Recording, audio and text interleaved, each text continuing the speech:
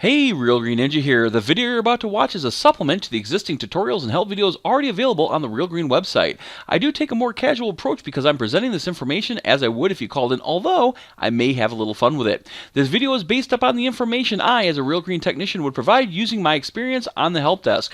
This video was created on my own time to assist with areas of the software that may be waiting for an official help video or tutorial. At the beginning of the training video, I will have the version of the Service Assistant the video was made with. I will also try to be as accurate as possible, but be aware, as Service Assistant updates are released, things may change. I'm using the name Real Green Ninja as not to stand out from the other amazing technicians that I work with. I hope the information in this video helps you, so grab a cup of coffee, and I hope you learn something new. Hey, Real Green Ninja here. Today we're going to talk about how pricing works in Service Assistant. So let's begin. There's 5 different ways of doing pricing, and I actually created services for each of the different methods. So let's go ahead and go to Services Program Specials, go to Services, and take a look. If I go to the one where I set up for price chart, or price table. Price chart and price table are kind of interchangeable. You'll see here, if I go to that service, you'll see under the pricing tab, I have it set up to by price table as well as which price table I want to use. I also have it grabbing the size off that main customer screen. Now, because I am using a price table, I also do want to make size a required field. So that way, if the customer doesn't have a size on the main screen, it's still going to, prevent you from saving it until you put a size in for the job. And then if you don't, if the size is different or if there's no size on the main customer screen, it'll ask if you want to update it. But like I said, price table is one of the methods of doing the pricing. Now, I'm not going to go into all how to set up the price table and stuff like that. Again, that's for another video. I'm just talking about how pricing in general works on the different ways of doing pricing in Service Assistant. Another way of doing it is by man hour. All right. Again, you'll notice under the pricing tab for this service, I have it set price by man hour. Then I put in a base price, a man hour rate, and how much time I think it should take. All right. So again, right now the base price is $75. That means we're going to charge a minimum $75 regardless of how long we're out there. If we're out there for 1 minute, if we're out there for 10 minutes, or if we're out there for 30 minutes, we're charging $75 for that visit. All right. If you're out there more than an hour, it's going to calculate the man-hour rate. And again, I'm going to go through and show you with a demonstration and I'm going to make post-production how that changes. But like I was saying, it's going to be a man-hour rate of $50. So if we go out there and are out there for 2 hours, it would charge them $100 when you post-production. And again, your estimated minutes, that's about how long you think it should take for this particular job. And again, you can always modify this on the job screen itself if you need to. All right, once you have that information in there, again, you're saving everything. Another way of doing pricing is by manual pricing. Again, under the pricing tab here, I set manual. And what that means is I am going to put in that price. I don't have any charts. I don't have any lists of products or whatever I'm going to use. I don't have any man-hour rate or anything I'm going to use. It's literally going to say, I'm going to put the price in when I add the job to the customer screen. Now, the fourth and fifth way of doing the pricing is you can do by work order estimated and work order actual. All right. Under the pricing tab, again, you'll see I have estimated as estimated. Now, but if I hit edit and hit drop down, you'll see you can also choose actual. Now, again, work orders is where you're going to be line pricing something. All right, where you're going to go through and say, okay, we use 5 of those and 10 of those and 8 of those and so on and so forth, and that's how we're doing the pricing. Actual would be how many you actually went out and used on the job site. So let's go ahead and grab one of these random customers here. Oh, look, that person just has to be set up for the one I want to use for my demonstration. Yay! All right, so again, here's our customer here. Let's go ahead and add that price chart job. So if I hit P on my keyboard, it takes me to the first one with the letter P, and then I can scroll down, and you'll see it grab that size off the customer screen, and it put a price in based upon the price chart I have set up. Again, there's going to be another video for how to set price charts up and stuff like that, and I will go through in more detail when I talk about how to add services or how to create services in the system, and I'll show different pricing and stuff like that. But again, as I was saying, we're just grabbing the size here, it's using my price chart, and it's going to go put in 43 and 49. All right. Once I have all that information in there, of course, I save it, hit my required fields like I normally do and everything like that. There we go. Save. And now that job's added to the customer. Now, if I go through and add a manual pricing job, and we'll go ahead and do that. So let's hit M there. There's manual. Again, I'm going to make this active. Like I said before, I'm going to go through and put in the price. Now, you'll notice if I save it, there is no price there. If you do not put a price in for a manual price job, this customer will get that service for free. which if it's a service call, that's perfectly fine, because normally you don't charge for service calls, or if you do, you can use one of the other methods. But as I was saying, is manual pricing means you are manually deciding how much that service is going to cost at the time you add the service to the customer, or you're going to tell the customer how much it is, and then put the price in when you add the service. All right. The third way of doing it, under special job, and we'll hit the M again for manual, but I'm going to do man hour. As I mentioned before, because the estimated is 30 minutes, it's going to put in the base price. It's going to put in that minimum charge that we're going to do of $75. Like I said, I will post production on these so you can see how it behaves. Once I got that information in there, hit save. Now, again, you'll notice on the manual and also on this one, I did not tell it to use a size, because, again, we're not calculating a price chart, so size doesn't matter. So that's what I was saying. Again, I have no size in there because it's not relevant to how we're doing the pricing on here. All right, so let's go ahead and close that. Now, again, with work orders, you can do it one of two ways. You can either do estimated or you can do actual. I'm going to show you both of them, and I'm going to add same products to each one, and then I'll show you how to change things and so on and so forth.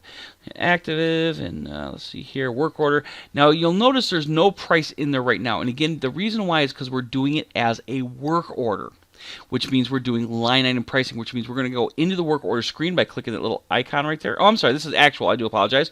We're going to set the actual. I'm going to go into work order, and it's not coded for work order. Hold on one second here. I'm going to pause this recording just so you don't see me fumbling around too. And we're back. Again, I'm sorry about that.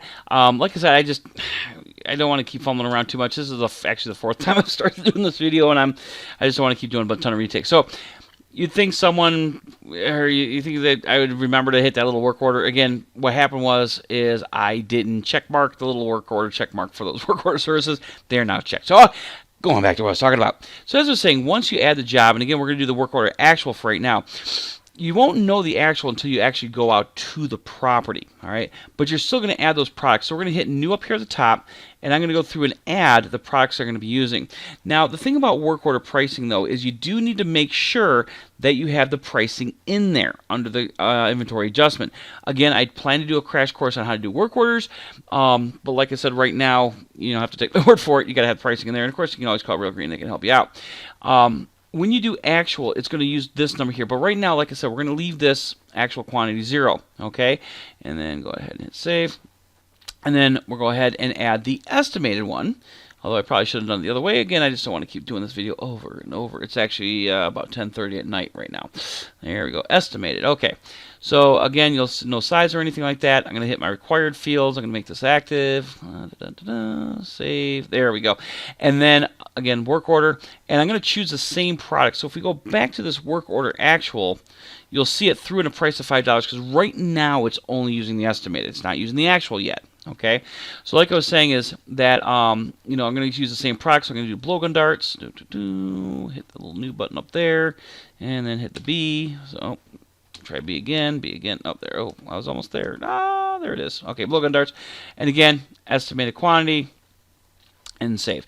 So like I said, it's using the price that I have set up in my product table, my inventory adjustments, and it says $5. All right, because again, it's using my estimated quantity.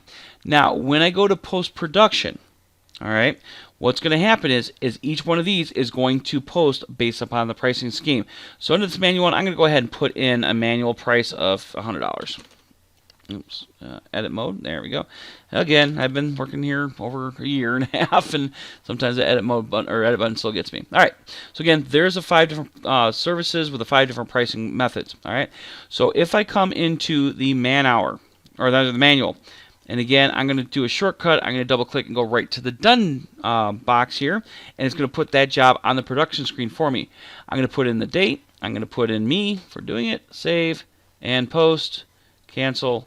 And they'll see this customer just got charged $100. All right, again, that was the manual one. When I go to the price chart one, again, I'm going to cheat by going right to the done. I'm going to put in the date. I'm going to put in the person, save. And again, when I go to post, you'll see the person got charged $43.49 because, again, it used my price chart. Now, for the man hour one, go to that man hour. And again, you'll see here, the base price is $75, the man-hour rate's $50, estimated time is 30. This is the information to pull from parameters. Again, you can always edit and change the estimated man-hour if you need to. But again, we're going to post-production. But instead of doing it for the $75, what I'm going to do is I'm going to go through and say that Real Green Ninja did it. I'm going to put the date in, all right? But I'm going to add another crew member, okay? So let's say Sam worked on it as well. Now, once I've added the other crew member, I'm also going to put in the time. So let's say they were there from 12 p.m. to 1 p.m. Why? Because that's simple math, okay?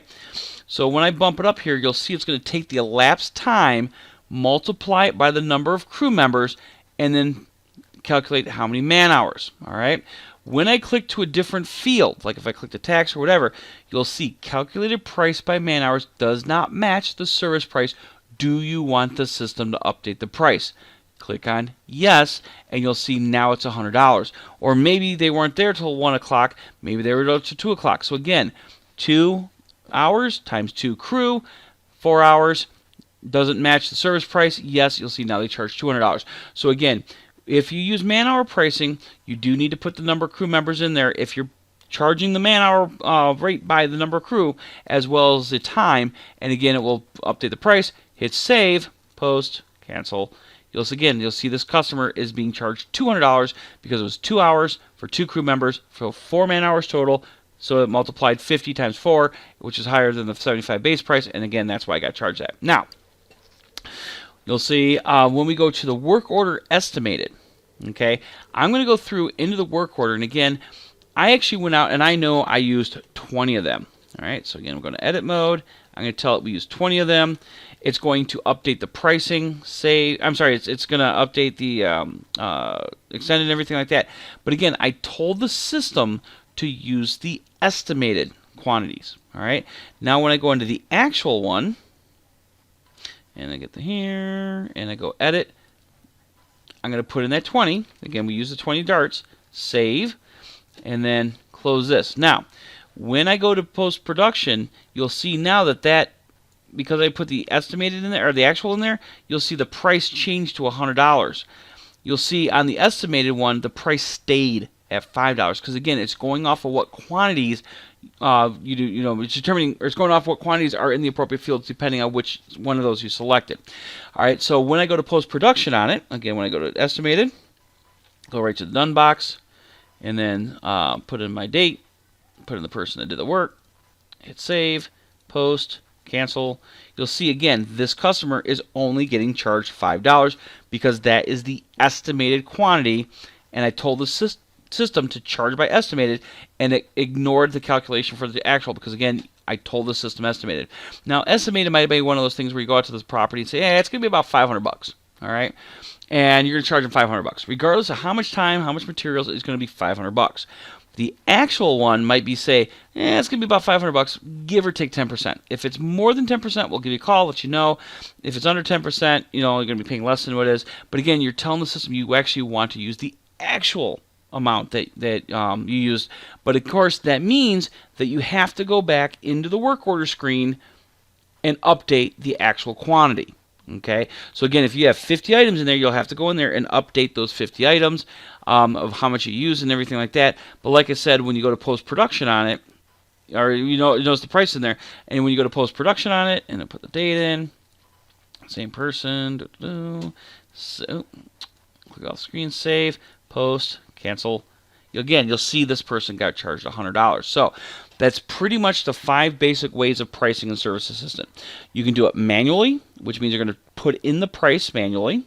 You can do it by price chart, which means you're going to set up a price chart or price table, and you're going to say if it's like 1 in 1,000 square feet's this, 2 is 1,000 square feet's that, or whatever.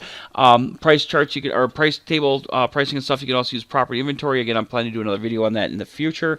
But as I was saying is, price chart says I want to calculate based upon a pre-set up size versus price, and it will throw that price in there. If you do man hour, again, it's going to have the number of crew times the elapsed time, and it's going to calculate the price. If it's higher than the base price, it will ask you if you want to use that new calculated price. You hit yes. If you're doing work orders, you can either do it by estimated or actual. Again, depending on which one you use, will determine which of those numbers it has. Because like I said, in my example, you'll see that the estimated and actual, they have the same numbers, But again, they have different pricing methods because of the fact I told it I wanted this one to be actual, and I wanted the other one to be estimated. All right. So as I was saying, there's 5 different ways. That's pretty much the basics of how to do pricing in Service Assistant. And I hope that explains a lot and clarifies things. And you guys have yourself a wonderful day.